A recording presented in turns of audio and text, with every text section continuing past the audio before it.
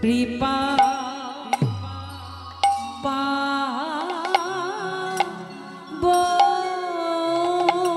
আমি কবে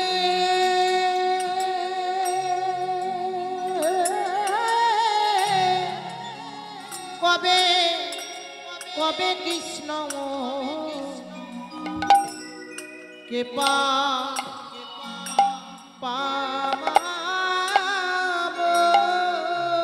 ভাগ্যে কৃষ্ণ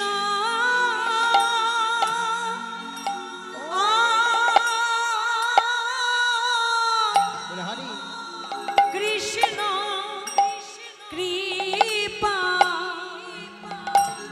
মিলিল না এমন আমার ভাগ্য ও এমন এমন আমার ভাগ্য মন্দ। ভাগ্যে কৃষ্ণ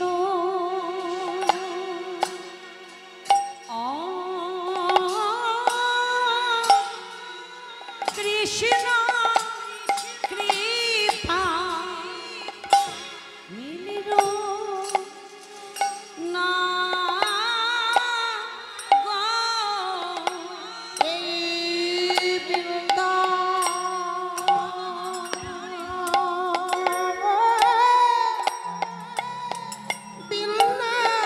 বৃন্দাবনে বাস করে ভাগ্যে কৃষ্ণ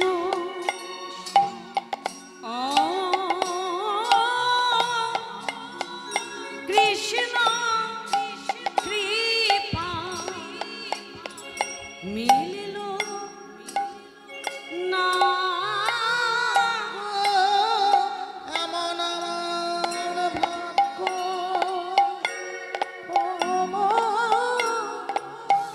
এমন আমার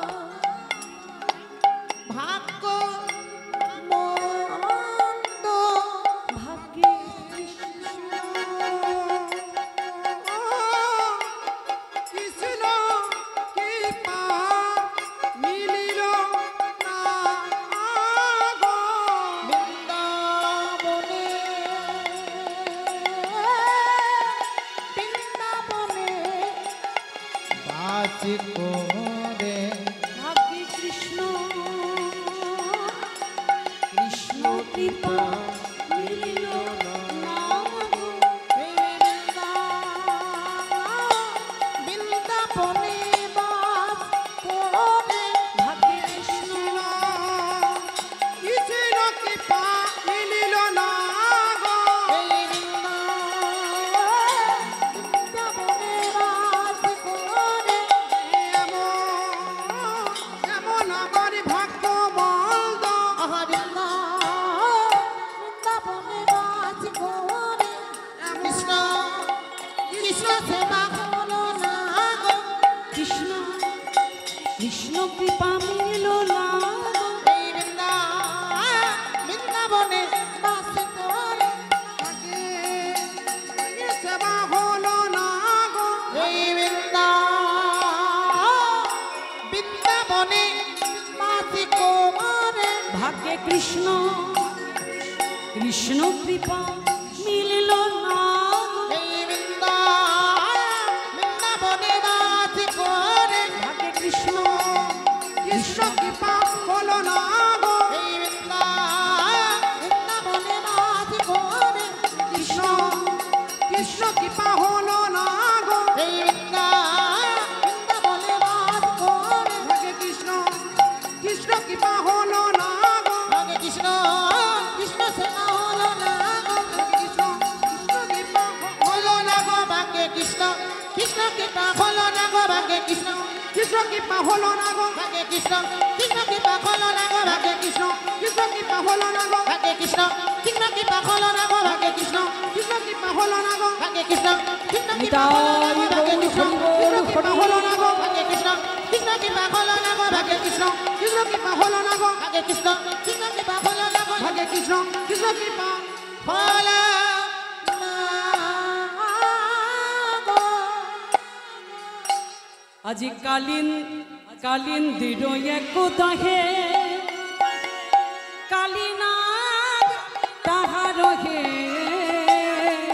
কালিন্দির একদাকে কালিনাগর তাহার হে অগো কালিন্দির একদাহে কালিনাগ তাহার হে কালিন্দির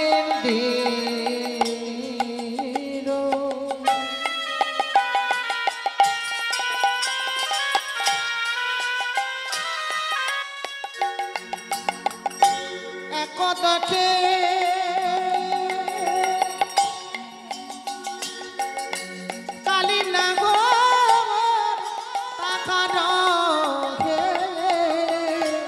গরুরের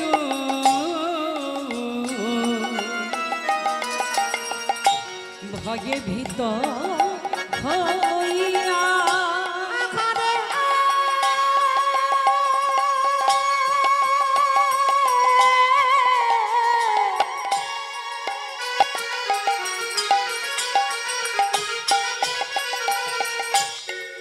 গরুরের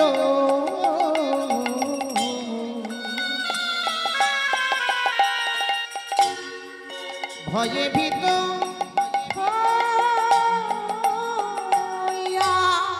কালিও না বৃন্দাবনে কালীদহে চলে বাস করে আছে। কালিও নাগের আসল বাড়ি কোথায়? রমণক দ্বীপ। রমণক দ্বীপ ছেড়ে দিয়ে কালিও নাগ বৃন্দাবনী জলে বাস করে আছেন কেন? কালিও নাগের আসল বাড়ি যদি রমণক দ্বীপ হয় তাহলে রমণক দ্বীপেই তো তার থাকা উচিত ছিল। রমণক দ্বীপ ছেড়ে দিয়ে বৃন্দাবনে তিনি ছুটে এসেছেন কেন? না, কালিও নাগের শত্রু ছিল গরু। গরুর ছিল মস্ত বড় যোদ্ধাই বিষ্ণু ভক্ত। গরুর প্রত্যেক দিন একটা একটা একটা একটা করে সর্পকে খেয়ে ফেলত। এবার সর্পগণ মনে মনে চিন্তা করলো, কালিও নাগ চিন্তা করলেন, গরুর যদি এইভাবে প্রত্যেক দিন একটা একটা করে সর্প খেতে থাকে তাহলে আমাদের বংশ লুপ্ত হয়ে যাবে। গরুরকে তো পেরে উঠবো না, এমন একটা জায়গা যেতে হবে যেখানে গরুর যেতে পারে না। যিনি মস্ত বড় যোদ্ধাই, যিনি বিষ্ণু ভক্ত, তিনি পৃথিবীর কোন জায়গায় যেতে পারেন না? না, বৃন্দাবনে যে দহটির নাম কালীদহের হ্রদ, ওখানে গরুর কোনোদিন যেতে পারত না। কেন পারত না? না, ওই দহের মধ্যে বৃন্দাবনে এক শবরীমণি, নাম তার শবরীমণি। শবরীমণি জলের নিচে ধ্যান করতেন। যেমন হাটেশ্বরী বাবা, কানে ফুটো বাবা, ফলাহারি বাবা, এরা সন্ন্যাস। তো এরা আবার অনেকে এক গোলা জলে দাঁড়িয়ে ধ্যান করে, আবার জলের মধ্যে ডুবে ধ্যান করে, পাগুলো উপর দিকে রেখে মাথাটা নিচু দিকে রেখে এইভাবে অনেকে ধ্যান করে। হাটেশ্বরী বাবা, কানে ফুটো বাবা, ফলাহারি বাবা, এই যে সন্ন্যাস। তো সেই রকম ওই রকম ধরনেরই মুনি, সাবরী মুনি জলের নিচে ধ্যান করতেন। তো সেই জলের মধ্যে কতগুলো মৎস্য খেলা খেলছে, নানা রকমের মৎস্য। ওই দহের তীরে যে কদম্ব বৃক্ষ, কদম্ব বৃক্ষের উপর বসে আছে গরু। গরুর বসে আছে, গরুর মনে মনে চিন্তা করলেন, মৎস্যগুলো খেলা খেলছে এই সময়, আর মুনি তো ধ্যান করছে, তো এই সময় আমি যদি একটা ছো মেরে মৎস্যকে আনতে পারি তাহলে আমার আহারটা ভালোই হবে। মুনি ধ্যানমগ্নে। এবার করলো কি, ওই গরুর ছো মেরে একটা মৎস্যকে তুলতে গেছে, আর অমনি মৎস্যদের মধ্যে কোলাহল শুরু হয়ে গেছে। মৎস্য তুলতে পারলো না, কিন্তু মৎস্যরা ভয়ে কোলাহল করছে। সেই কোলাহলে শবরী মুনি জলের নিচে ধ্যানটা গেল ভেঙে। শবরী মুনি মনে মনে চিন্তা করলেন, কি ব্যাপার, মৎস্যদের মধ্যে এত কোলাহল কেন? লক্ষ্য করতে করতে দেখতে পেলেন গরুর বসে আছে কদম্ব বৃক্ষে। শবরী মুনি বললেন, গরুর, তোমাকে দেখেই কিন্তু মৎস্য ভয় পাচ্ছে, মৎস্যটা ভয় পাচ্ছে, তা তুমি কিন্তু সাবধান। গরুর বলল, না না মুনি, আমি আপনার কোনো ক্ষতি করব না, আপনি ধ্যান করুন। আবার নয়ন বন্ধ এইভাবে মুদে দিলেন। এবার গরুর দেখছে এবার আমাকে মৎস্য ভক্ষণ করতে হবে। আবার করেছে কি, আবার ছো মেরে একটা মৎস্যকে তুলতে গেছে। যেমন মৎস্যকে তুলতে গেছে আর অমনি মৎস্যদের মধ্যে কোলাহল, শবরী মুনির আবার ধ্যান ভেঙে গেল। শবরী মুনি গরুরকে দেখে বলল, গরুর তুই বারবার আমার ধ্যান ভেঙে দিচ্ছিস, আর এই মৎস্যদের তুই প্রাণে মারার চেষ্টা করছিস। এই গরু, এই দহের মধ্যে তুই আর যদি কোনোদিন আসিস, তোর ডানা দুটো কিন্তু খসে পড়ে যাবে। শবরী মুনি অভিশাপ দিলেন। গরুর কিন্তু এই দহের মধ্যে আর আসতে পারতেন না। এবার এই দুর্বল জায়গাটি জানতে পারলেন কালীয়নাগ। তাই কালীয়নাগ গরুরের ভয়ে ভীত হয়ে রমণদ্বীপ ছেড়ে দিয়ে বৃন্দাবনে দহের মধ্যে বাস করতে লাগলেন। তখন থেকে ওই দহটার নাম হলো কালী দহের হর। এবার কালীয়নাগ মনে মনে চিন্তা করলেন, বৃন্দাবনে বাস তো আমি করে আছি, কিন্তু আমার ভাগ্যে কৃষ্ণ কৃপা তো হলো না। বৃন্দাবনে পূর্বজন্মে স্বীকৃতি না পেলে বৃন্দাবনে বাস কেউ করতে পারে না। আমার অনেক টাকা পয়সা আছে, আমি বৃন্দাবনে বাস করতেই পারি রাধাকুণ্ডের তীরে, কিন্তু এত ভাগ্য কি হবে? রাধারানী কৃপা যদি না পাই, কেউ কি বৃন্দাবনে বাস করতে পারে? কালীয়নাগ মনে মনে চিন্তা করলেন, আমি বৃন্দাবনে বাস করলাম ঠিকই, কিন্তু আমার ভাগ্যে কৃষ্ণ কৃপা মিলিল না গো। ভাগ্যে কৃষ্ণ কৃষ্ণ কৃপা মিলল না গো। এই বৃন্দাবনে হরি ওগো বাস করে ভাগ্যে কৃষ্ণ কৃপা আমার মিলল না গো। এই বৃন্দ হে গোবিন্দ দেখা দাও,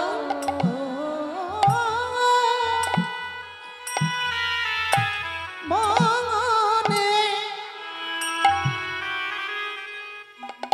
বাস করে ওগো এমনি আমার ভাগ্য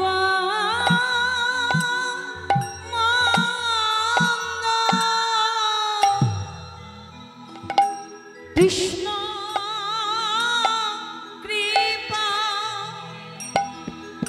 আমি পেলাম না গো। ওগো এমনি নিতাই গৌর হরি বল, হরি বল। আমার ভাগ্য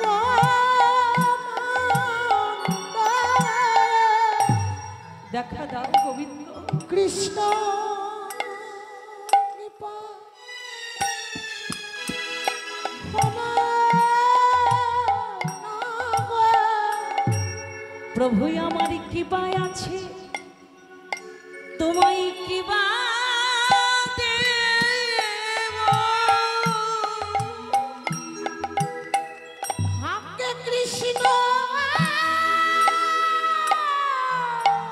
কৃপা মিলল না গো। প্রভু দেবার মতো বলে হারি আমায় কিছু নাই গো। এই বৃন্দাবনে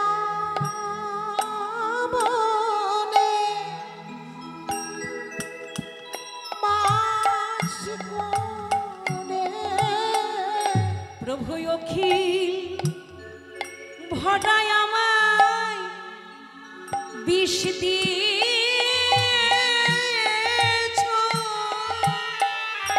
প্রভু কি বা নিতাই গৌর হরি বল হরি বল। কি বা দেব?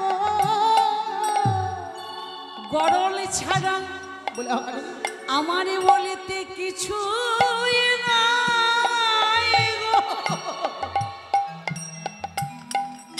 এই বৃন্দাবনে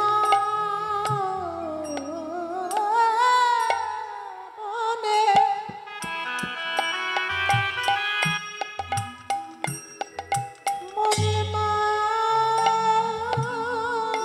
করে। প্রভু তুমি বিষ ছাড়াই আমার কিছু দাওনি।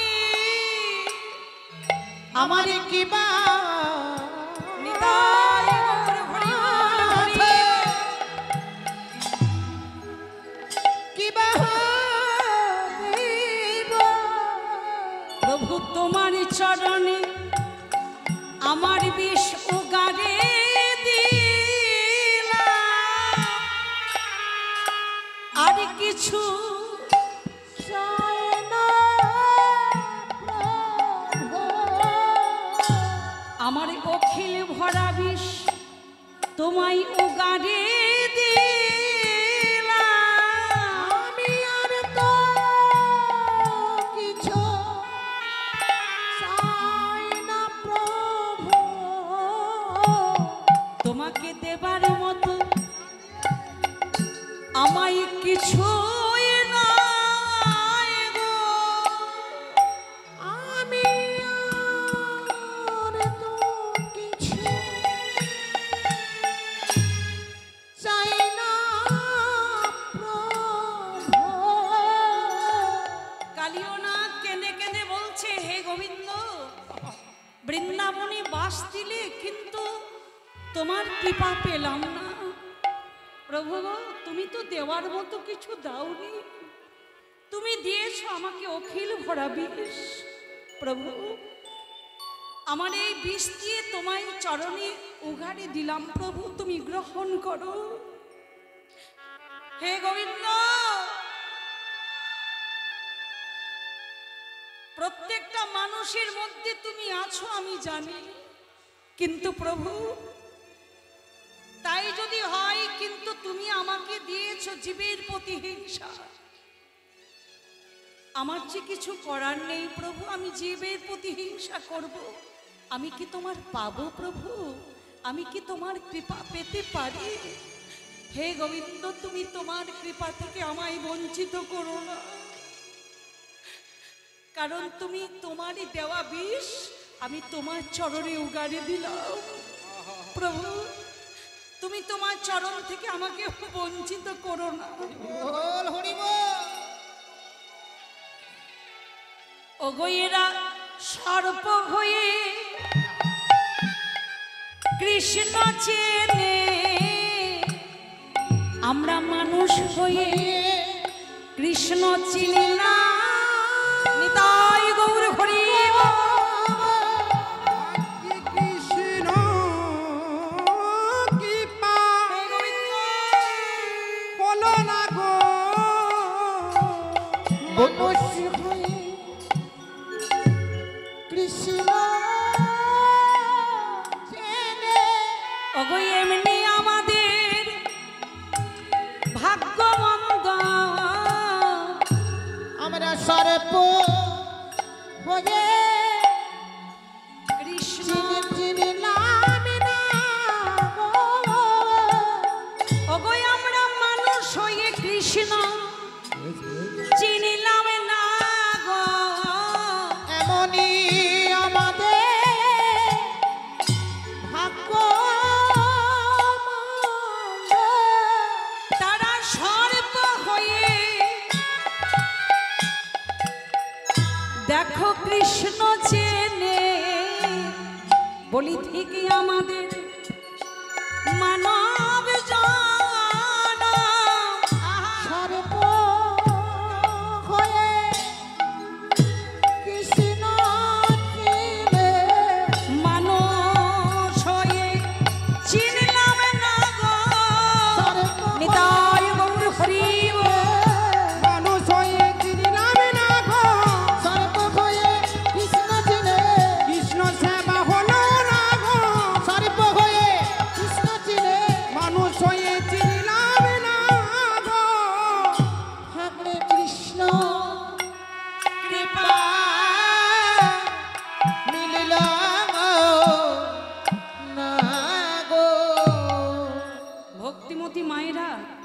বৃন্দাবনে কালীয় নাগ সে তো সর্প, সর্প হয়ে কৃষ্ণ চেনে। তারা কাঁদছে, কালীয় নাগ যে হে প্রভু বৃন্দাবনে বাস দিলে কিন্তু তোমার কৃপা পেলাম না। তাহলে চিন্তা করুন, আমরা মানুষ, শ্রেষ্ঠ জন্ম আমাদের, 84 লক্ষ জনি ভ্রমণ করে পৃথিবীতে মানুষ রূপে এলাম, আমরা কৃষ্ণ চিনলাম না। অথচ বিদেশে আমেরিকা, লন্ডন, ইংরেজরা মায়াপুরে এসে কত তারা গোবিন্দ ভজন করছেন, সে দেখে আমরা হাসাহাসি করি। অথচ আমাদেরই ঘরের ঠাকুর আমরা চিনতে পারলাম না। বৃন্দাবনে সর্পগুলো কৃষ্ণ চেনে, বৃন্দাবনে গরুগুলো, ধেনুবৎস তারাও কৃষ্ণ চেনে, আমরা মানুষ হয়ে চিনলাম না। কালীয় নাগ মনে মনে চিন্তা করলেন, বিধাতা আমাকে নিজ কুলে জন্ম দিয়েছে, জীবের প্রতি হিংসা আমার ধর্ম, জীবকে দেখলে সাপ কিন্তু ফস করে ওঠে, তা আমার তো কিছু করার নেই, বিধাতা আমাকে নিজ কুলে জন্ম দিয়েছে, আমি কি করব? হে প্রভু, তুমি যাকে যে ধর্ম দাও সেই ধর্ম তাকে আচরণ করতে হয়। এক একটা বংশে, এক একটা জাতির এক একটা ধর্ম থাকে, তা আমার নিজ জাতিতে জন্ম, আমার ধর্ম জীবের প্রতি হিংসা। প্রভু, আমি জীবের প্রতি হিংসা করছি, তুমি রক্ষা করো, কারণ তোমারই দেওয়া জিনিস, এই বিষ আমি তোমার চরণে উগাড়ে দিচ্ছি। প্রভু, তুমি অপরাধ মার্জনা করো। কালীয় নাগ ঝরঝর করে কাঁদছেন, আর কালীদহের জলে বিষ উগাড়ে উগাড়ে দিচ্ছে। তাই কালীয় নাগ করলো কি,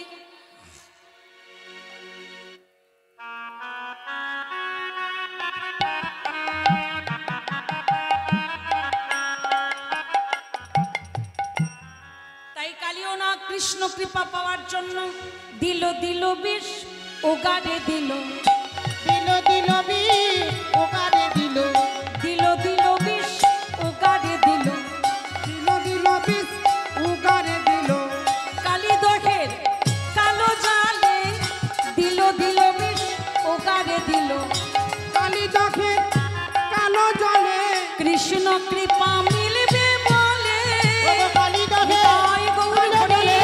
কৃষ্ণ কৃপা মিলবে বলে, কালীদহে কালো জলে কৃষ্ণ কৃপা মিলবে বলে, দিল দিল বিষ উগাড়ে দিল। যেমন কালীয় নাগ কৃষ্ণ কৃপা পাওয়ার জন্য বিষ উগাড়ে দিয়েছে, অমনি বিষের তীব্রতা কতখানি কালীদহের জলে, আজি বিষ জল, বিষের তীব্রতা বৈষ্ণব পদকর্তা বর্ণনা করছেন, বিষ জল দহন সমা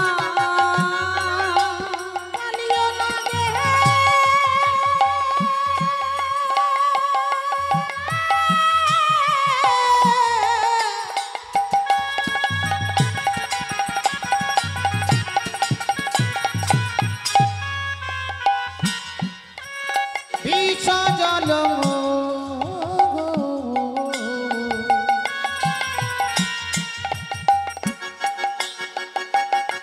দহন সময়, আজ বিষয়ুদ্ধ লিছে জলে,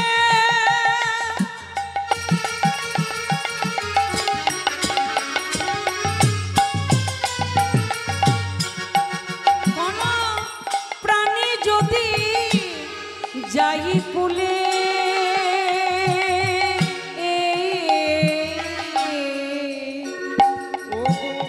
বিশ্বযুদ্ধ নিচে জলে,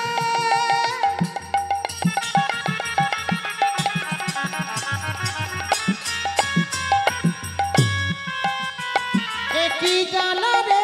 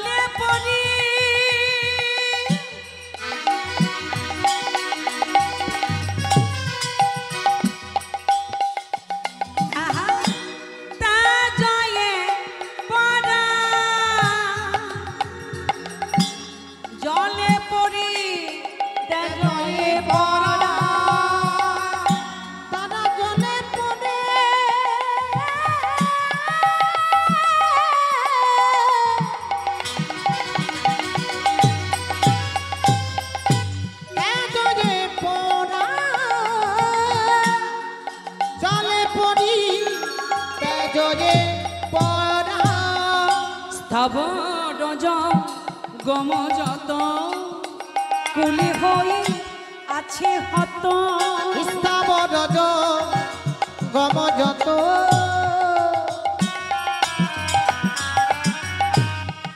ফুলে গজে আছে কত বিষের জ্বালা সহিতে না পারে বিষের জ্বালা সহিতে না পারে তাহারয় পরে বা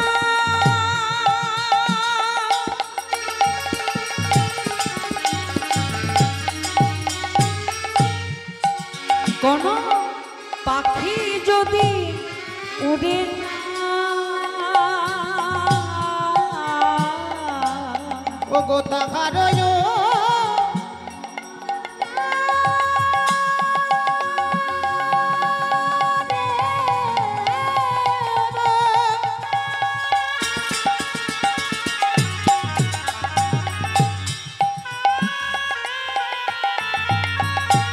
কোন পাখি যদি উড়ে যায় বিষের জ্বালায় পাখা তাদের পুড়ে ও তারা বিষের জ্বালা সহিতে না পারে কালীয় নাগের এত বিষের তীব্রতা, কোন প্রাণী যদি কালিদহের তীরে যায় বিষের জ্বালায় প্রাণ হারিয়ে যায়। কালীয় নাগের এত বিষের তীব্রতা, কোন পাখি যদি কালিদহের উপর দিয়ে উড়ে যায় বিষের জ্বালায় তাদের পাখা পড়ে যায়। তখন তারা তাদের প্রাণ গোবিন্দকে কাঁদতে কাঁদতে বলে, ওহে প্রাণ গোবিন্দ, বহু ভাগ্যে ফলে বৃন্দাবনে পাখি হয়ে জন্মেছে, আমাদের বাক শক্তি দাও নাই, দিয়েছ শ্রবণ শক্তি। এই বৃন্দাবনে মধুর স্বরে তুমি গান করো, আমরা শুনি হে গোবিন্দ। কিন্তু এই সুখময় বৃন্দাবনে বাস করে বিষের জ্বালায় আমাদের প্রাণ চলে যায়, বিষের জ্বালায় আমাদের পাখা পড়ে যায়। আমরা তো কোনো অপরাধ করিনি গোবিন্দ, বৃন্দাবনে পশু পাখি হয়ে জন্মেছি, বনের তৃণ আহার করি, নদীর জল পান করি, ক্ষুধা তৃষ্ণা নিবারণ করি, মহানন্দে তোমার গুণগান করি। হে গোবিন্দ, বিষে কেন আমাদের অঙ্গ জড় জড়, ভক্তের আত্মনাদ শ্রবণ করে ভগবান কৃষ্ণচন্দ্র মনে মনে চিন্তা করলেন, এই সুখময় শ্রীধাম বৃন্দাবনে আমার ভক্তের প্রতি কে হিংসা করল? যে হিংসা করলো সে কি জানে না ইন্দ্রের বর্জ্য, বরুণের পাশ, জমের দণ্ড, কার্তিকের শক্তি, মহামায়ার খড়গ, এইভাবে অষ্টবর্জ্য যদি আমাকে আঘাত করে আমি সইতে পারি, কিন্তু আমি ভক্তের ব্যথা সইতে নারি, আমি ভক্তের ব্যথা সইতে নারি, সইতে নাবি ভক্তের ব্যথা সইতে নারি, ভক্তির ব্যথা সইতে নারী আমার ভক্তাধীন জগতে বলে ভক্তের ব্যথা সইতে নারি। ভক্তানির জগতে বলে গোবিন্দ দেখা দাও বলে হরি বল, হরি গোবিন্দ দেখা দাও বলে ভক্তাদির জগতে বলে ভক্তির ব্যথা সইতে নারী ভক্তের ভগবান। ভগবান মনে মনে চিন্তা করলেন, আমার ভক্তের প্রতি কে হিংসা করলো? দুষ্ট কালিও না।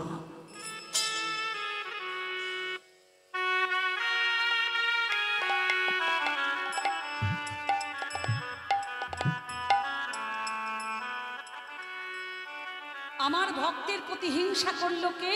না দুষ্ট কালিও না। আজকে আমি যেমন করে হোক কালিও নাগকে বৃন্দাবন ছাড়া করবই করব। মনে মনে প্রতিজ্ঞা নিলেন ভগবান। তাই করলেন কি, কৃষ্ণের যে 24 জন সখা, তার মধ্যে সুবলের গলাটি জড়িয়ে ধরল কৃষ্ণ, মাকে প্রণাম করলেন, কারণ পৃথিবীতে সবার উপর গুরু হলো মা, তারপর বাবা। মা বাবা হলেন আদি গুরু। গোবিন্দ যে কোনো কাজ করতে যেতেন, লীলা করবার আগে মাকে প্রণাম করতেন। কেন? জীবজগৎকে শিক্ষা দিলেন, ওগো জীব, আমার দিকে চেয়ে দেখো, আমি জগতের প্রণম্য, জগতের মানুষ আমায় প্রণাম করে, আমি আমার মাকে প্রণাম করলাম। তো তোমরা যখন ঘরের বাইরে যাবে, মা বাবাকে প্রণাম করে ঘর থেকে যাবে। মা বাবার মতো গুরু পৃথিবীতে আর হয় না। তাই গোবিন্দ আমার মা যশোদার চরণে প্রণাম করলেন, মনে মনে বললেন, মা গো, আমি যেন দুষ্টির দমন করতে পারি। এই বলে মাকে প্রণাম করে কৃষ্ণ আমার সুবলের গলাটি জড়িয়ে ধরল। বলি, শুনি রে সুবল মনের কথা, কালী দহে রহেছে জ্যাথা। আহা শুনি রে সুবল মনের কথা, কালী দহে রয়েছে সেথা। কালী নাগে দর্প করিব খাই, ব্রজবাসী সবে পাইবে অভয়। কালী নাগে দর্প করিব খাই, ব্রজবাসী মনে পাইবে অভয়। বহু প্রাণীর প্রাণ বিনষ্ট করি, আচ্ছা আচ্ছা, দর্পে আত্মহারা হয়েছে ভারী। আহা বহু প্রাণীর প্রাণ বিনষ্ট করি, দর্পে আত্মঘরা হয়েছে ভারে। এই পথে চালা রে, এই পথে চালা রে, বলি এই পথে চালা রে, এই পথে চালা রে, গোধানে গুলি সবে এই পথে চালা রে। গৌদানে গুলি এই পথে চালা রে।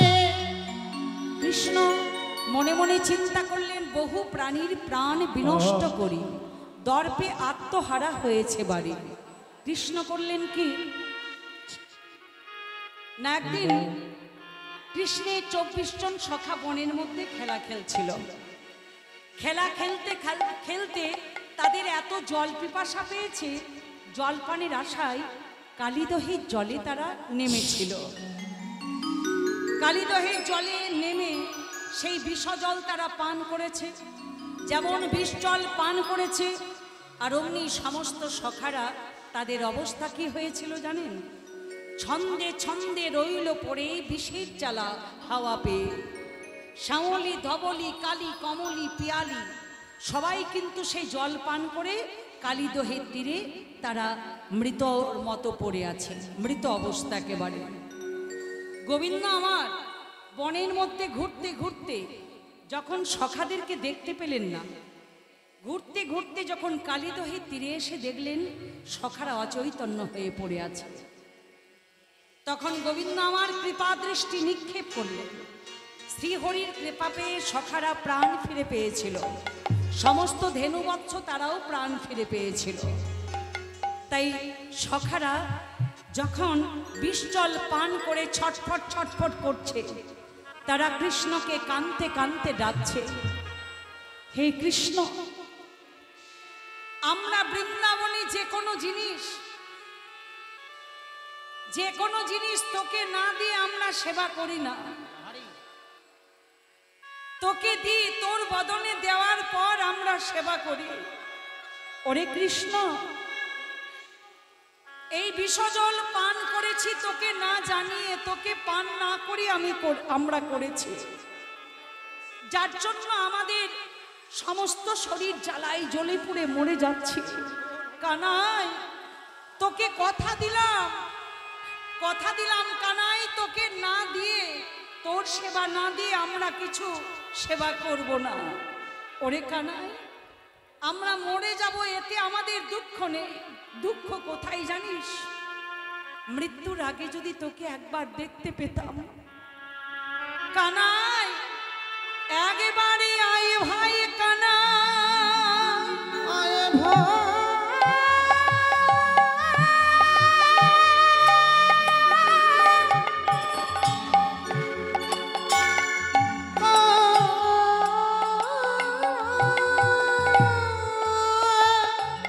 একেবারে দেখা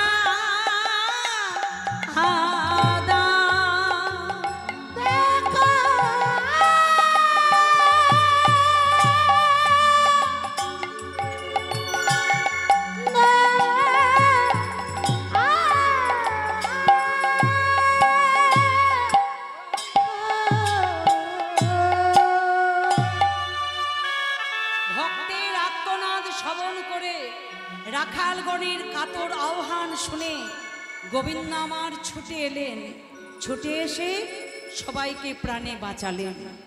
যার জন্য বললেন, বহু প্রাণীর প্রাণ বিনষ্ট করি, দর্পে আত্মহারা হয়েছে ভারী।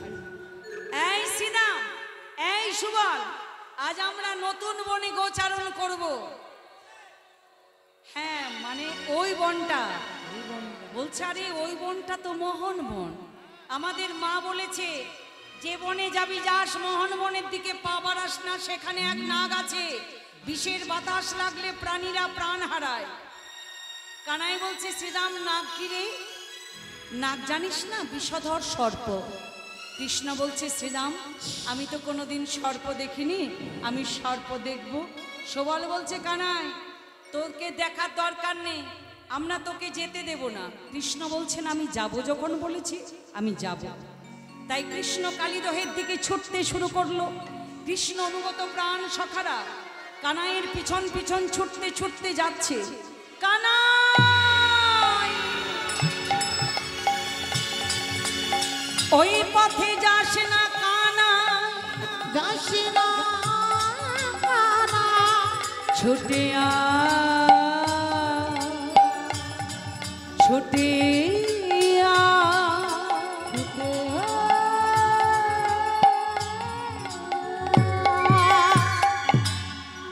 কৃষ্ণ কালিদহের জলে ঝাঁপ দিয়েছে। সখারা ওই কালীয় নাগের মানে বিষের বাতাসে আবার সখারা অচৈতন্য হয়ে গেল। গোবিন্দ আমার চিন্তা করে দেখলেন, এর একটা বিহিত করতেই হবে, একে আর বৃন্দাবনে রাখা যাবে না। আমার ভক্তদের প্রতি বারবার হিংসা, আমার ভক্তদের প্রতি যদি কেউ হিংসা করে আমি সহ্য করতে পারি না। এর চাইতে কষ্ট আমার আর কিছু হয় না। হওয়ারই কথা বাবা, কারণ ভক্তির সাধনা ওপর দিকে ওঠে আর ভগবানের করুণা নিচের দিকে নামে। ঊর্ধ্বগামী নিম্নগামী হতে হতে যখন এক জায়গায় মিশে যায়, তখনই তো ভক্ত ভগবানের মিলন হয়। ভক্ত ভগবানের মিলন ক্ষেত্রটা কোথায়? যেখানে সাধুগুরু বৈষ্ণবের আগমন হয়, যেখানে হরির গুণ কীর্তন হয়, অর্থাৎ এই যে কীর্তনে আসর, এটা হলো ভক্ত ভগবানের মিলন ক্ষেত্র। নিতাই গৌর হরি হরি।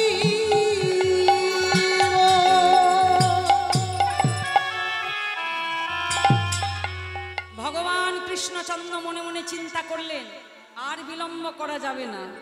তাই ভগবান কৃষ্ণচন্দ্র কৃপা দৃষ্টি নিক্ষেপ করলেন, সবাই প্রাণ ফিরে পেল। কালিদহের তীরে যে কদম্ব বৃক্ষ, সেটিতে গিয়ে কৃষ্ণ পদাঘাত করলেন। কদম্ব বৃক্ষটা কালিদহের দিকে হেলে গেল, আর মনের মধ্যে ক্রোধ আনলেন। কারণ বাবা, মনের মধ্যে ক্রোধ না থাকলে দুষ্টের দমন করা যায় না। তাই ভগবান মনের মধ্যে ক্রোধকে এনে কদম্ব বৃক্ষটাতে পদাঘাত করলেন। কদম্ব বৃক্ষটা কালিদহের দিকে হেলে গেল। আজি হেরি যদু নন্দন দুষ্ট সর্প বিনাশন, হেরি যদু নন্দন দুষ্ট সর্প বিনাশন, হেরি যদু নন্দন দুষ্ট সর্প বিনাশন, হেরি যদু নন্দন, হেরি যদু নন্দন, দুষ্ট সর্ব বিনাশন। চড়িলেন কদম্বের ডালে,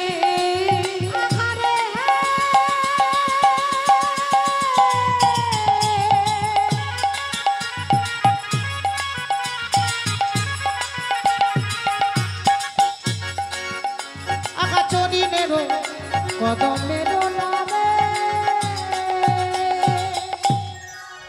এবার কৃষ্ণচন্দ্র করলেন কি, ওগো কদম্ব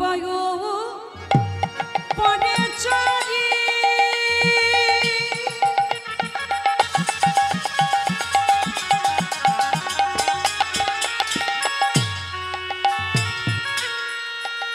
আহা ঘন মাল সাথে মারি,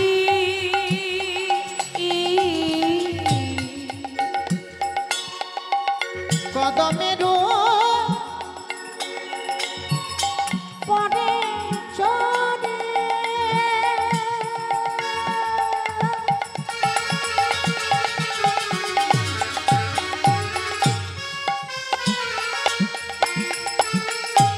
ভানুমা সাটি মানে ঝাঁপি দিলে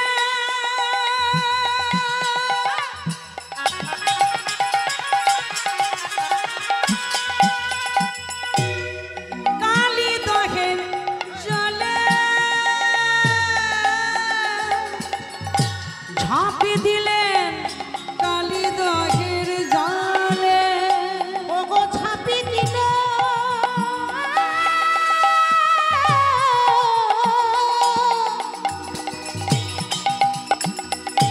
কালি দেখো জানে ঝাঁপি দিল কালি দেখো জালে। যেমন কৃষ্ণ কালিদহের জলে ঝাঁপ দিয়েছেন, তার আগে একটা প্রশ্নের উত্তর রয়ে গেল। আমরা প্রশ্ন রেখেছি কালিদহের তীরে যে কদম্ব বৃক্ষ সেটা আজও জীবিত, কি করে সম্ভব? এক কথায় যদি উত্তর জানা যায়, সুধার পরশে অমরত্ব লাভ করেছে কালিদহের তীরে কদম্ব বৃক্ষটা। কিন্তু এর আরো বড় তত্ত্বটা কি না, কশ্যপ মুনি ছিল। কশ্যপ মুনি, তার দুই পত্নী ছিল। তার নাম ছিল কদ্রু আর একজনের নাম ছিল বিনতা।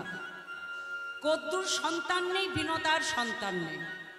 কদ্রু তার স্বামীকে বলল, কশ্যপ মুনিকে, স্বামী আমার তো সন্তান নেই, আপনি আশীর্বাদ করুন, আমার এমন একটা সন্তান হয়, আমার সন্তানকে দেখে জগতের মানুষ যেন চমকে ওঠে, ভয়ে যেন চমকে ওঠে। ঠিক আছে, তোমার মনের ইচ্ছা পূর্ণ হোক। বিনতা বলল, স্বামী আমারও তো সন্তান নেই, আমি তো নিঃসন্তান, এমন একটা সন্তান হয় যেন মস্ত বড় যোদ্ধাই হয় এবং বিষ্ণু ভক্ত হয়।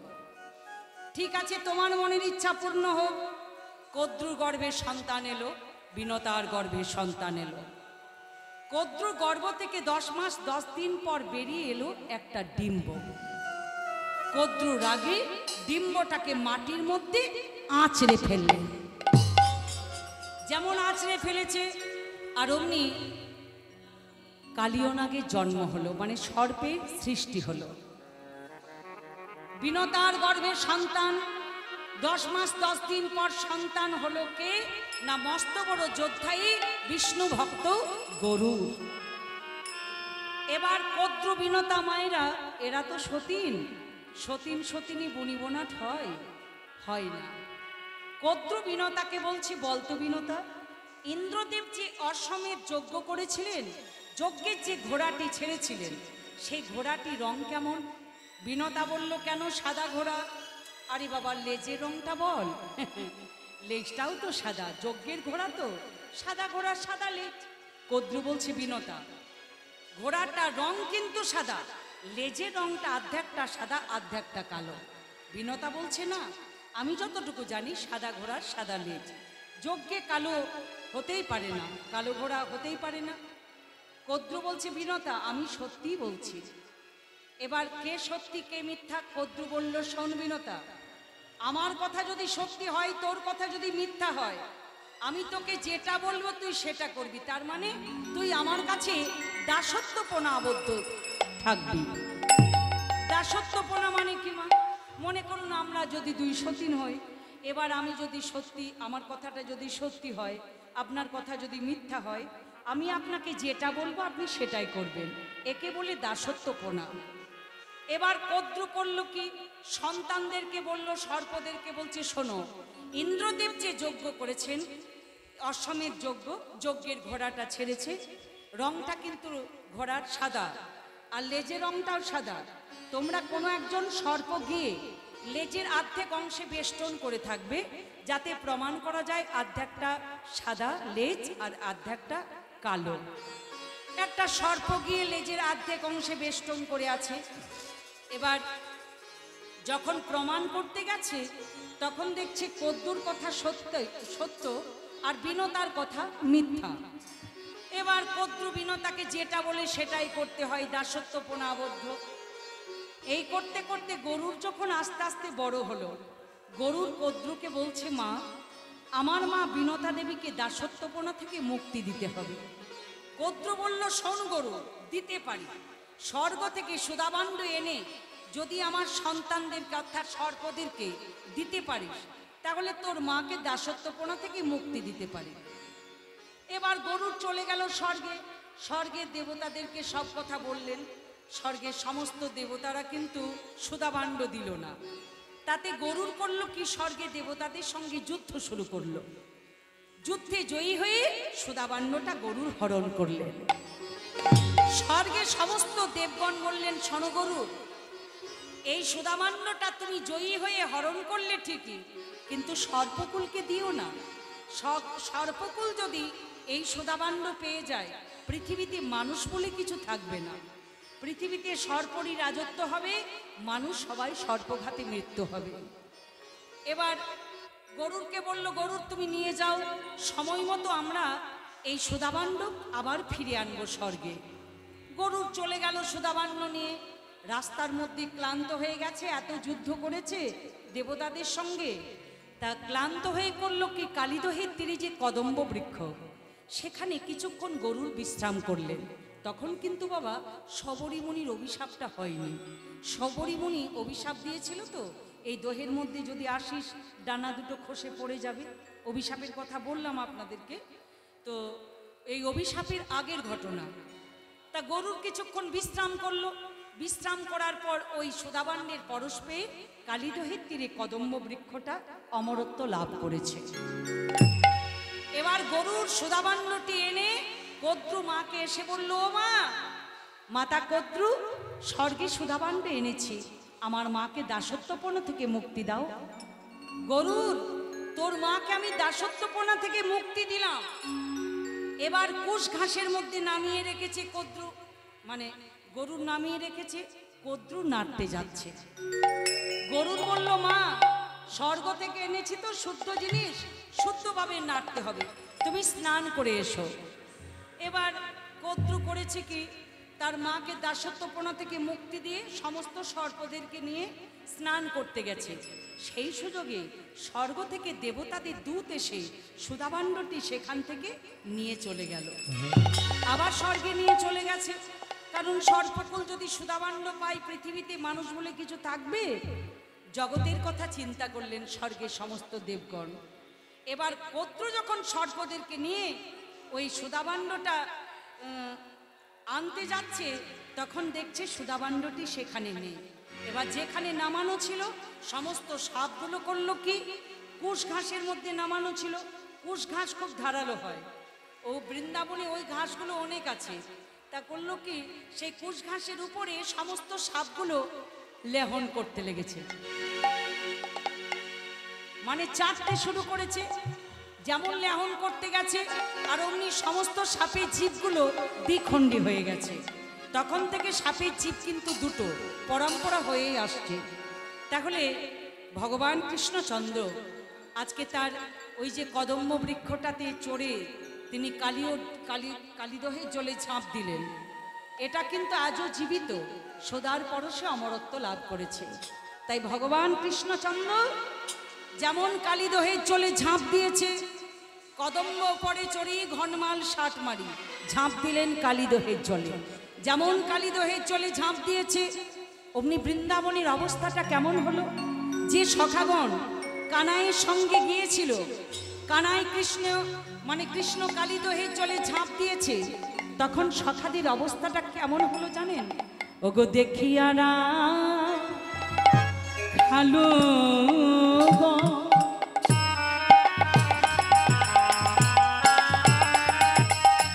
ওগো কাঁদিয়া আকুল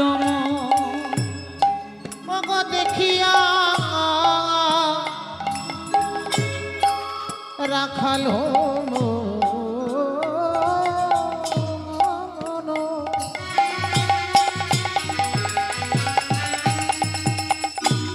তারা কাঁদিয়া আকুল আজ পরে সবে মোরা চিতা হইয়া,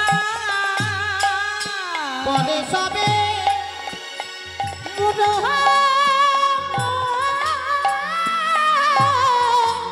চিত হইয়া আহা কি বলিয়া যাইব ঘরে,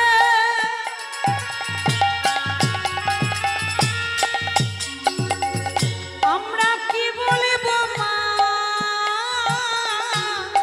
যশোদারে,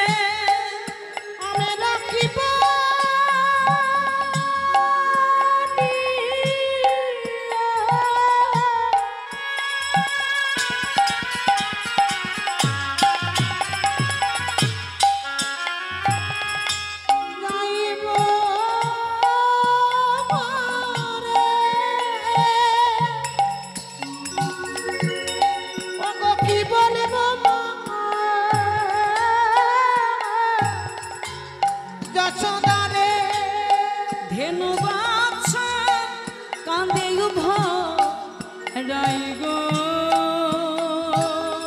ও আঘা ধেনু বর্ষ কাঁদে অভনা আজ ফুকারিয়া সে দাম কাঁদে কেহর স্ত্রী নাহি বাঁধে ফোকারি সিদাম কাঁধে কেহ স্ত্রীয়ে নাহি বাঁধে ক্ষণিকের চেতন সবে পাইয়া আহা ক্ষণিকের চেতন সবে পাইয়া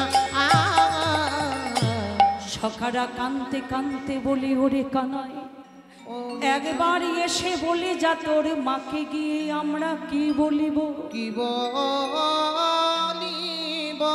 মা যশোদা যখন জিজ্ঞাসা করবে ওরে শ্রীদামে ওরে সুবল ওরে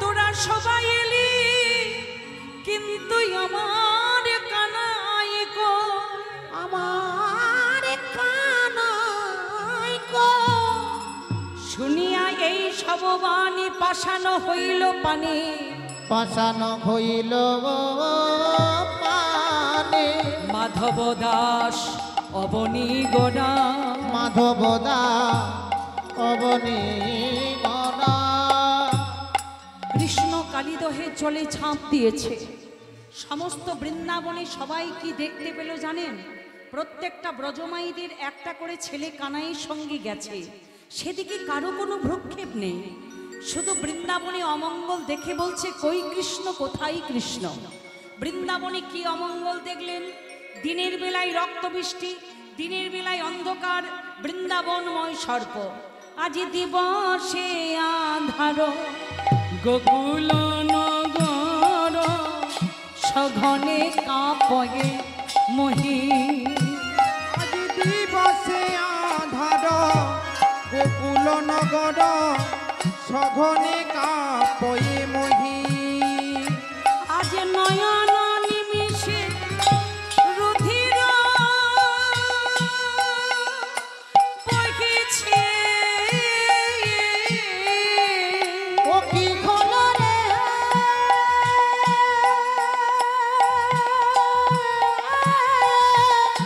কৃষ্ণ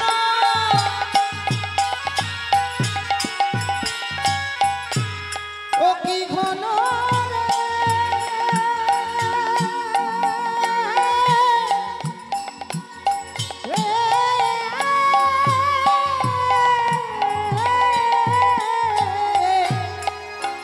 আখা নয়ন নিবেছে রুটির বখিছে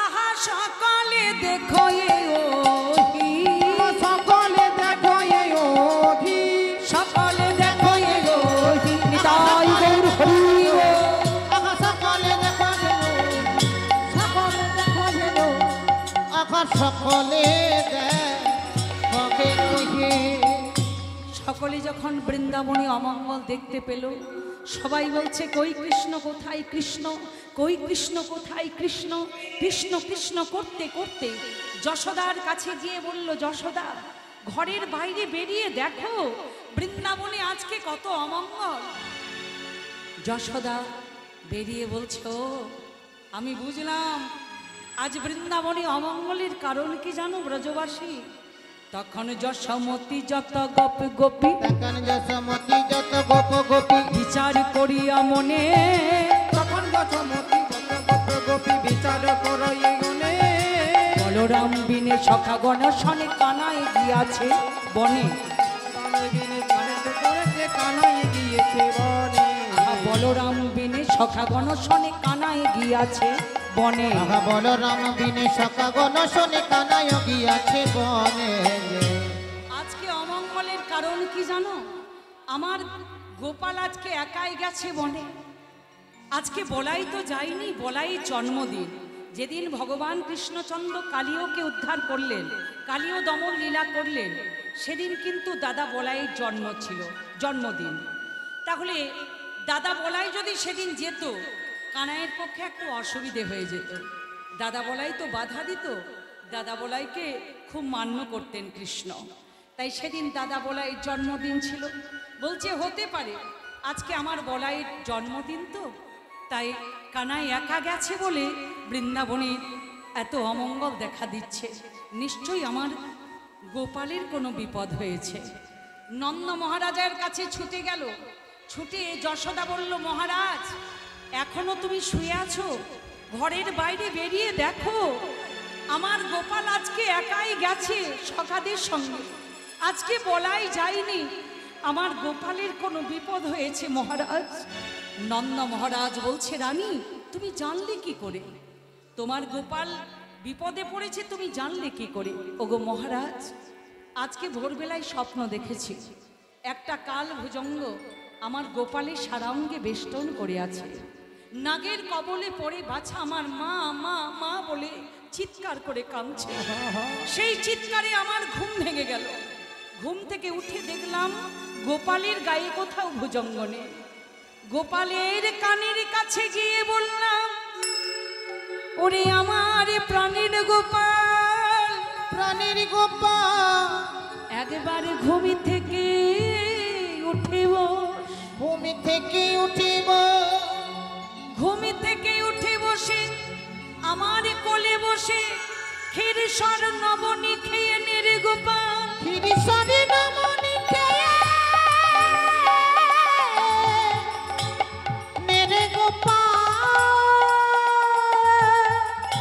মহারাজ, গোপাল আমার কোলে বসে নবনী খেলো, গোপাল ঘুমিয়ে পড়ল, আমার ঘুম এলো না। আমি জানি ভোরবেলায় স্বপ্ন দেখে যদি কারো ঘুম না হয় স্বপ্নের ফল সত্য হয়, আর ভোরবেলায় যদি স্বপ্ন দেখে কেউ ঘুমিয়ে পড়ে স্বপ্নের ফল মিথ্যা হয়। আমার কিন্তু ঘুম এলো না। নন্দ মহারাজ বলছে, রানী এত বড় দুঃস্বপ্ন যখন তুমি দেখেছো, তোমার গোপালকে বনে পাঠানোটা ঠিক হয়নি। এবার রোহিণীর গলাটি জড়িয়ে ধরে বলছে, দিদি বলি আজ কেন দিদি মন বিধি বিধি উঠিতেছে সারাক্ষণ। আকায়াজি কেন দিদি মন বিধি বিধি বিচারিতে কিছু বলি আজি কেন দিদি মন বিধি বিধি উঠিতেছে সারাক্ষণ। আকায়াজি কেন দিদি মন বিধি বিধি উঠিতেছে সারাক্ষণ। শেষে নিশীতে স্বপ্ন দেখেছি আমার গোপালে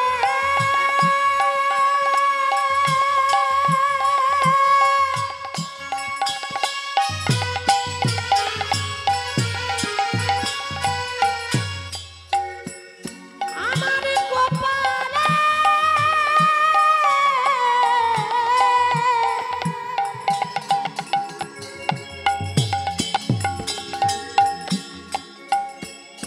আমার গোপালে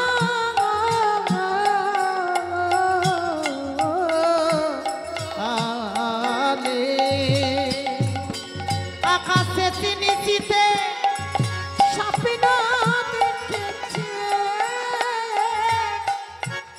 আমার গোপাল গিয়াছে বনে, আমার গোপাল গিয়াছে বনে, আমার গোপাল গিয়াছে বনে, আমার গোপাল গিয়াছে বনে, আমার গোপাল গিয়াছে বনে, আমার গোপাল গিয়াছে বনে, আমার গোপাল গিয়াছে বনে।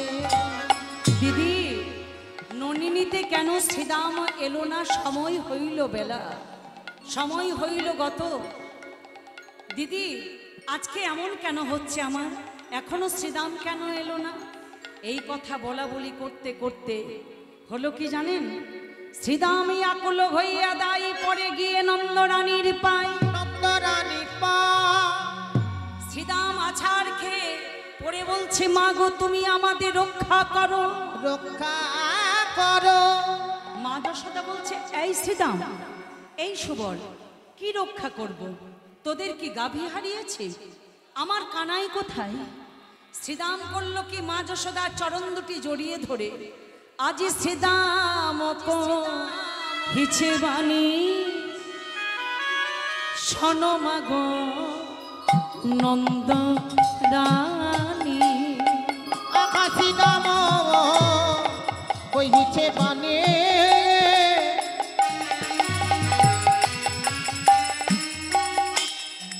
শোনমাগো নন্দরানী। বিপদে পড়েছে তোমার বন মালি।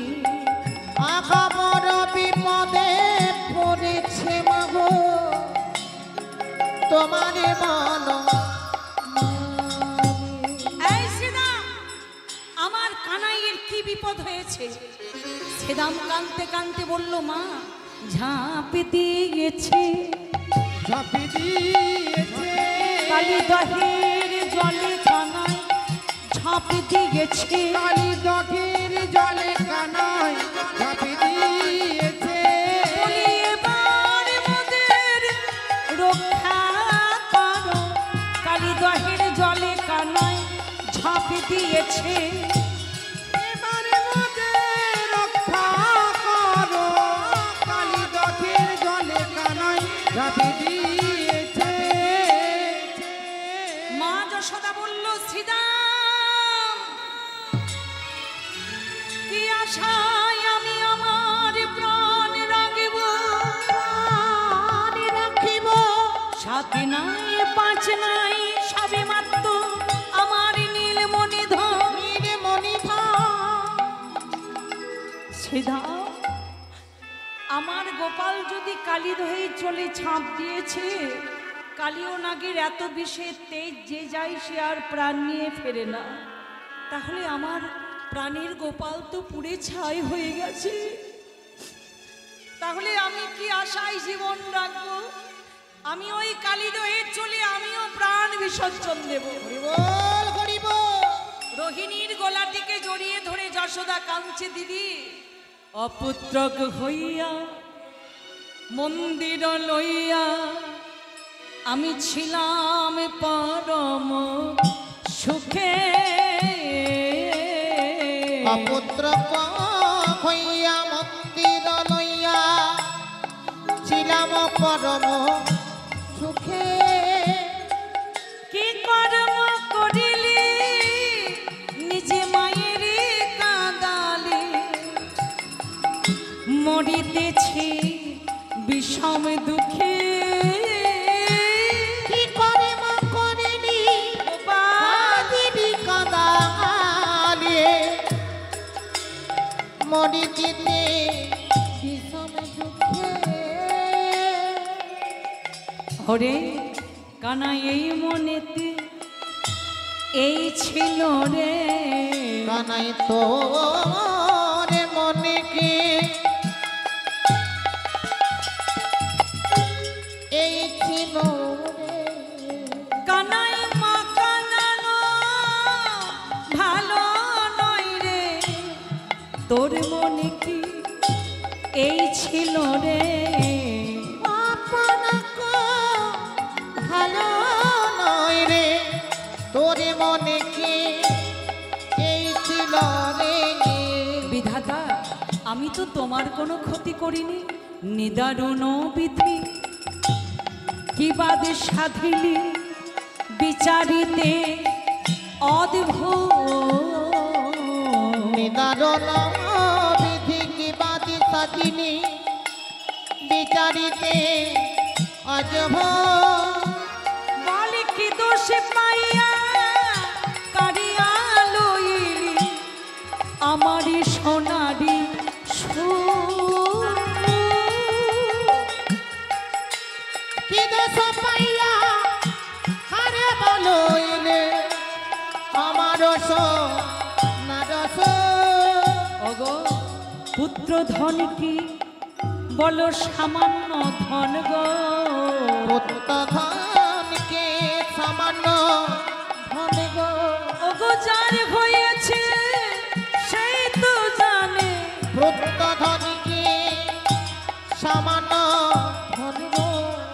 গোপাল, কি করলি বাবা? মা যশোদা সহ্য করতে না পেরে ছুটতে ছুটতে কালিদহে জলে চলে যাচ্ছে। যেখানে কানাই গেছে সেখানে আমিও যাব। বৃন্দাবনে প্রত্যেকটা ব্রজমাইদের একটা করে সন্তান কানাইয়ের সঙ্গে গেছে, সেদিকে কারো কোনো ভ্রুক্ষেপ নেই, সবাই ছুটছে কালিদহের তীরে। কই কৃষ্ণ, কোথায় কৃষ্ণ?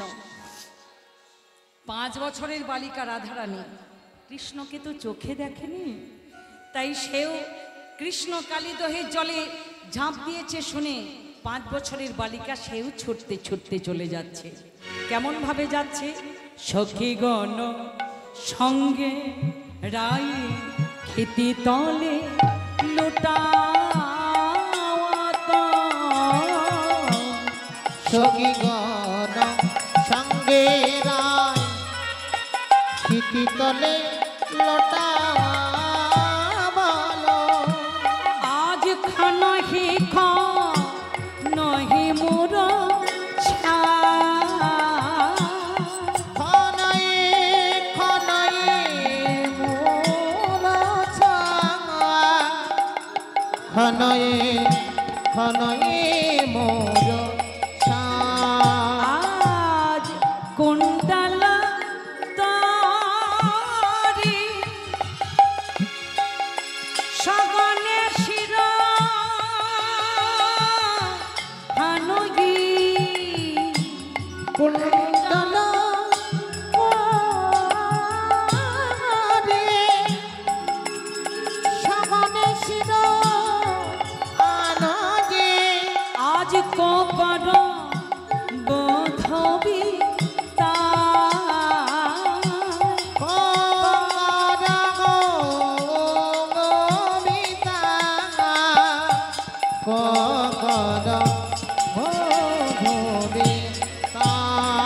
রায় আমার কেশি বেশি কিছু বাঁধে না গো, আমার কেসি বেশি কিছু বাঁধে না গো। চাচর কেশি ছিঁড়ে ফেলে কেশি বেশি কিছু বাঁধে না গো। চাচরকে ছিঁড়ে ফেলে কেসি বেশি কিছু বাঁধে না গো। আজ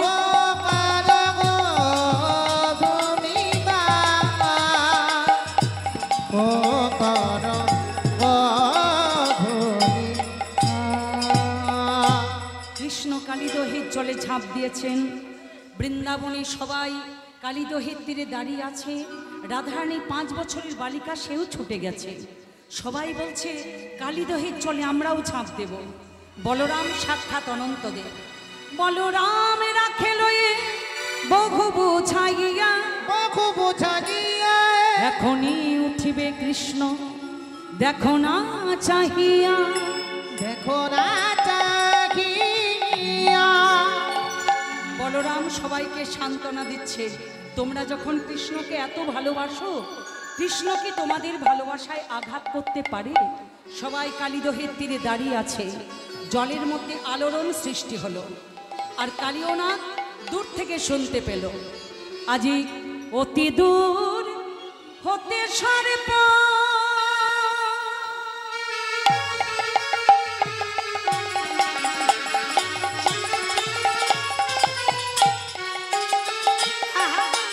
করিল সব ভাগবতী তো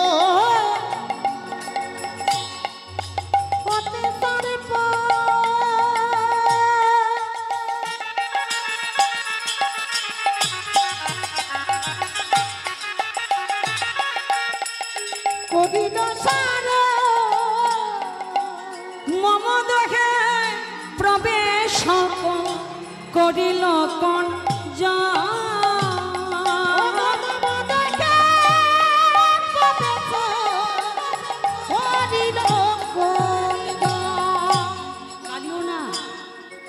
যেমন শব্দ শুনতে পেয়েছে দূর থেকে আলোড়ন, ছুটে এলেন। যে জায়গাতে আলোড়ন হচ্ছিল সেই জায়গাতে এসে কালিয়নাগ আর কিছু দেখতে পেলেন না। মনে মনে চিন্তা করলেন, এই জায়গাতেই তো আলোড়নটা হচ্ছিল, কালিয়নাগ লক্ষ্য করতে করতে দেখতে পেলেন নীলবরণ এক শিশু মুরলি বাজা বাজা। নীল বরণ এক শিশু মুরলি বাজায় বাজায়। বরণ এক শিশু মুরলি বাজাই বাজায়। নীল বরণ এক শিশু মুরলি বাজায় বাজায়। মুরালি বাজায় শিশু মুরালি বাজা। মুরলি বাজায় শিশু মুরলি বাজায়। নীলবরণ এক শিশু মুরালি বাজায় বাজা। নীল বরণ এক শিশু মুরলি বাজায়। কালিয়নাগ চিন্তা করলেন এই ছোট্ট বালকটাকে আমার পক্ষে কে ফেলে দিয়ে গেছে? যে ফেলে দিয়ে গেছে সে কি জানে না আমার বিষের তেজের কথা? এখনই ছেলেটা পুড়ে ছাই হয়ে যাবে। না না, এই ছোট্ট শিশুটা আমার তো কোনো ক্ষতি করেনি। এক কাজ করি, এই ছোট্ট শিশুটা মরে যাওয়ার আগে একে আমি কি করব? আমি পুচ্ছতে জড়াবো, আমি পুচ্ছতে জড়াবো। দংশন করব না গো, পুচ্ছতে জড়াবো। দংশন করিব না গো উচ্ছতে জড়াবো। পুচ্ছ মানে লেজ, লেজের করে জড়িয়ে নিয়ে আমি আমার পত্নীগণের কাছে নিয়ে যাব। নিয়ে গিয়ে বলবো নেহার বুকে তুলে নেহার, দিতে এনেছি উপহার বুকে তুলে নেহার। আমার পত্নীগণ যদি বলে হ্যাঁ গো এ কি সোনার হার না এই রূপোর হার, আমি বলবো এ নয় সোনার হার, আমি বলবো এ নয় রূপোর হার, আমি বলবো বহু উপাসনায় পাওয়া যায় এই যে সেই কালো সোনার হার। কালো সোনার হার ভক্ত পিতা মাতা বলে রক্ষা করে অবহেলে, অবহেলে ভক্তাধীন গোবিন্দ লোকে বলে লোকে বলে। নিতাই গৌর হরি বল। কালিয়নাগ চিন্তা করলেন আমার মায়া জন্মে যাচ্ছে, ছোট্ট শিশুটাকে বাঁচিয়ে রাখলে আমার মায়া জন্মে যাবে আরো। কারণ আমার মায়া তো ধর্ম নয়, আমার ধর্ম জীবের প্রতি হিংসা। তাই কৃষ্ণকে ছোট্ট বালক মনে করে কালিয়নাগ কি করলেন কি কৃষ্ণ অঙ্গে কালিনা হানিছে দংশা। কৃষ্ণ অঙ্গে কালিনা হানিছে দংশা। কৃষ্ণ অঙ্গে কালিরাজ হানিছে দংশন। পাষাণ সমান কৃষ্ণ হইল তখন। পাষাণ সমান কৃষ্ণ হইল তখন। এবার কালিয়নাগ ভগবান কৃষ্ণচন্দ্রকে ছোট্ট বালক মনে করে করলেন কি দংশন করতে। বারবার দংশন করলেন, কালিয়নাগের দাঁতগুলো সব ভেঙে গেল, মুখ দিয়ে ঝলকে ঝলকে রক্ত ঝরছে, অসহ্য যন্ত্রণা। যন্ত্রণা সহ্য করতে না পেরে কালিয়নাগ কৃষ্ণ অঙ্গে কালিনাগ পুচ্ছতে জোড়ালো। উচ্ছতে জড়ালো। কৃষ্ণ অঙ্গে কালিনাগ পুচ্ছতে জোড়ালো। কৃষ্ণ অঙ্গে কালিনা উচ্ছতে জড়ালো। ধীরে ধীরে নিজ দেহ বাড়াতে লাগিল। ধীরে ধীরে নিজ দেহ বাড়াতে লাগিল। এবার করেছে কি পুচ্ছ মানে লেজ, লেজ দিয়ে যেমন জড়িয়েছে আর অমনি গোবিন্দ বিশ্বম্ভর মূর্তি ধারণ করলেন আর লেজে জড়িয়ে রাখতে পারছে না। যখন পারলেন না আর এদিকে কালিয়নাগ করলো কি ভগবান কৃষ্ণচন্দ্রকে এইভাবে আমরা বলছি দংশন করছে, দংশন নয়। সে তো ভক্ত, ভক্ত ভগবানকে আঘাত করতে পারে? কোনোদিনও পারেন না। তাহলে কি করছেন না কালিয়নাগ কাঁদছে আর কেঁদে কেঁদে বলছে হে গোবিন্দ তুমি তো আমায় ভাষা দাওনি যে আমার ভক্তির কথা তোমাকে জানাবো। আমার হাতও নেই পাও নেই, তো আমাকে দিয়েছো তুমি দেওয়ার মতো অখিল ভরা বিষ। এই বিষ আমি তোমার শরীরের মধ্যে ওগাড়ে দিচ্ছি। এইভাবে দংশন করছে দেখে মনে হচ্ছে, কিন্তু না, বিষ উগারে উগারে দিচ্ছে। হে গোবিন্দ তুমি আমার এই বিষ গ্রহণ করো, এই বিষ গ্রহণ করো, এই বিষ তুমি গ্রহণ করো, এই বিষ তুমি গ্রহণ। আর এদিকে বিষ উগারে উগারে দিচ্ছে। আর এদিকে হয়েছে কি, কৃষ্ণকে যখন জড়িয়ে রাখতে পারলেন না কালীয় নাগ, তখন কৃষ্ণ কালীয় নাগের লেজটিকে জড়িয়ে ধরে এক লাফ দিয়ে কালীয় নাগের মস্তকের উপরে চড়েছে। আজ ফনায়ে ফনায়ে দমন করি নটবর রঙে নাচিছেন হরি। ফনায় ফনায় দমন করি নটবর রঙে নাচিছে হরি। ফনায়ে ফনায়ে দমন করি নটবর রঙে নাচিছেন হরি। ফনায় ফনায় দমন করি কত বড় রঙে নাচিতে হরি। নাচিতে লাগিল নাচিতে লাগিল নাচিতে লাগিল নাচিতে লাগিল নাচিতে লাগিল নাচিতে লাগিল। ফনাই ফনাই হরি নাচিতে লাগিল। ফনাই ফনাই হরি নাচিতে লাগিল। ফনাই ফনাই হরি নাচিতে লাগিল। ফনাই ফনাই হরি নাচিতে লাগিল। যে ফোনাতে চরণ দিচ্ছে সেই ফোনাটি বাকি রইল মূল ফোনা। মূল ফোনার উপর গোবিন্দ আমার বাঁশি বাজিয়ে গান করছেন। এবার কালীয়নাথ দেখলেন আমার সব ফোনা ভেঙে গেছে, বাকি রইল আমার মূল ফোনা। আর অমনি ফণিপতি মণি হইয়া ভীত গোবিন্দ চরণে হইয়া নত। ফণি মণি পতি হইয়া ভীত গোবিন্দ চরণে হইয়া নত। প্রাণে মেরো না আমায় প্রাণে মেরো না প্রাণে মেরো না আমায় প্রাণে মেরো না। দেখো প্রভু যেন প্রাণে মেরো না। দেখো যেন প্রভু প্রাণে মেরো না। বলি আমি অতি অধম জনা দেখো প্রভু যেন প্রাণে মেরো না। আমি অতি অভাবে জনা দেখো যেন প্রভু প্রাণে মেরো না। এবার কালীয়নাথ করল কি, ভগবান কৃষ্ণচন্দ্রকে জোড়হাত করলেন। আর এদিকে সমস্ত কালীয়নাগের পত্নীগণ দেখছে কালীয়নাগের সব ফোনা ভেঙে দিয়েছে, বাকি আছে মূল ফোনা। কালীয়নাগ যদি মারা যায় আমরা কি করব? সমস্ত কালীয়নাগের পত্নীগণ ছুটে এসেছেন গোবিন্দকে, তাদের মাথার মণিগুলো গোবিন্দের চরণে দিয়ে বলল, প্রভু আমরা কালীয়নাগের পত্নী, কালীয়নাগ যদি মারা যায় আমাদের অবস্থা কি হবে? কালীয়নাগের জন্য প্রাণ ভিক্ষা চাইছি। তখন ভগবান বললেন, কালীয়নাগকে আমি বাঁচাবো, আমি তাকে প্রাণে শেষ করব। কালীয়নাগের পত্নীগণ বলল, প্রভু তুমি শাস্তি দিতে এসেছো, তুমি করুণাময়, তুমি কালীয়নাগকে করুণা করে বসে আছো। তোমার চরণ দুটি যোগী যারে ধ্যানে পাই না, মুনি যারে তপে পাই না, সেই তোমার চরণ দুটি আজকে কালীয়নাগের মস্তকে। তাহলে প্রভু তুমি শাস্তি দিতে এসেছো, কিন্তু তুমি করুণা করে বসে আছো। ঠিক আছে, কালীয়নাগকে একটা শর্তে বাঁচিয়ে দিতে পারি। চলো কালীয়নাগ, তুমি চলে যাও রমণক দ্বীপে। প্রভু সেখানে যে গরুরের ভয়, কালীয়নাগ আমার পদচিহ্ন তোমার মস্তকে দিলাম, গরুরের ভয় থাকবে না। প্রভু আমার বংশধররা, তাদেরকে তো গরুর খেয়ে ফেলবে বলছে কালীয়নাগ, তোমার বংশধরদের মাথায় দিলাম আমার চরণ চিহ্ন। তাই জাতসাপের মাথায় চরণ চিহ্ন থাকে।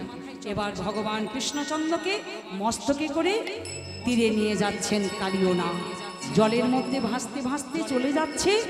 যেমন জলের ধারে এসেছে মা নন্দ রানী, সেটা যাই আনন্দ রানী গোপাল লইল কোলে। সেটা জয় নন্দনানী গোপাল লইল কোলে। কৃষ্ণকে দাস মাধবে ভাষায় আনন্দ লরে।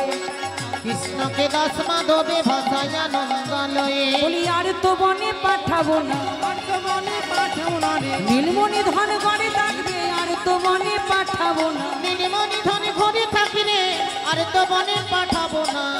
মা যশোদা গোপালকে কোলে করে নিয়ে মুখচুম্বন করছে, ধেনুবৎস তারা লেহন করছে। 5 বছরের বালিকা রাধারানী দেখলেন এই সেই কৃষ্ণ। কৃষ্ণ দেখছে, একে তো আগে কোনোদিন দেখিনি। রাধারানী কৃষ্ণকে দেখছেন, কৃষ্ণ রাধারানীকে দেখছেন। তার মানে কালীয় দমনের দিন রাধা গোবিন্দের প্রথম দেখা হয়েছিল। কালীয় দমন দিন মাহ পূর্বরাগে। তাই এবার রাধারানীর নেত্র যেন নলিনীর পতি, রাধারানীর নেত্র যেন নলিনীর পতি। কৃষ্ণ মুখ পদ্ম যেন প্রিয়ে মাতামাতি। কৃষ্ণ যেন পদ্ম যেন প্রিয়ে মাখামাখি। নয়নে নয়নে রাধার মিলন হইল, নয়নে নয়নে রাধার মিলন হইল। প্রেমানন্দে ভক্তগণে হরি হরি বল। প্রেমানন্দে ভক্তগণে হরি হরি বল। ভক্ত ভগবানের মিলন করিয়ে তাদেরকে সেবা করালাম। যারা গান শুনতে এসেছেন প্রসাদ পেলেন, কেউ শ্রবণে কেউ বদনে, সকলে হৃদয় মাঝে রাধা গোবিন্দকে যুগলে রেখে বলো গৌর হরি বল, নিত্যানন্দ বল, অদ্বৈত বল, প্রিয় গদাধর বল, হরি বল, হরি বল, হরি বল, হরি বল, নিতাই হরি বল, নিতাই বল, হরি বল, নিতাই বল, হরি বল। শ্রী গুরু বৈষ্ণব প্রেমানন্দে নিতাই গৌর হরি।